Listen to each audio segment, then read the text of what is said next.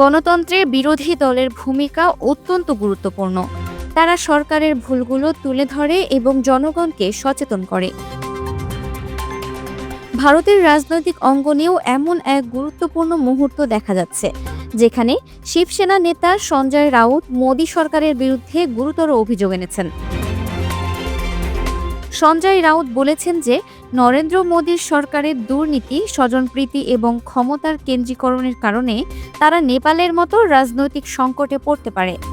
তিনি নেপালের সাম্প্রতিক রাজনৈতিক অস্থিরতার উদাহরণ তুলে ধরেন, যেখানে তরুণদের নেতৃত্বে গণবিক্ষোভের কারণে সরকারের পতন হয়েছে। তার মতে নেপালের এই পরিস্থিতি থেকে ভারত খুব বেশি দূরে নেই। রাউত আরও বলেন যে ভারত এখনও মহাত্মা গান্ধীর আদর্শের কারণে টিকে আছে এবং মোদী সরকারও জনগণের মাঝে গান্ধীর নৈতিক আদর্শের প্রভাবের কারণেই টিকে আছে। এটি প্রমাণ করে যে ভারতের জনগণের মধ্যে এখনও নৈতিকতা এবং সততার প্রতি বিশ্বাস আছে, এবং যদি কোনো সরকার এই বিশ্বাসকে আঘাত করে তাহলে তার পরিণতি ভয়াবহ হতে পারে। তিনি মোদী সরকারের পররাষ্ট্র নীতিরও সমালোচনা করেন।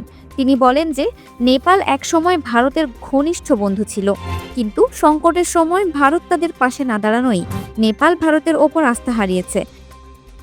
এটি প্রমাণ করে যে একটি দেশের পররাষ্ট্র নীতি কেবল রাজনৈতিক সম্পর্ক নয়, বরং জনগণের পারস্পরিক সম্পর্কের ওপরও প্রভাব ফেলে।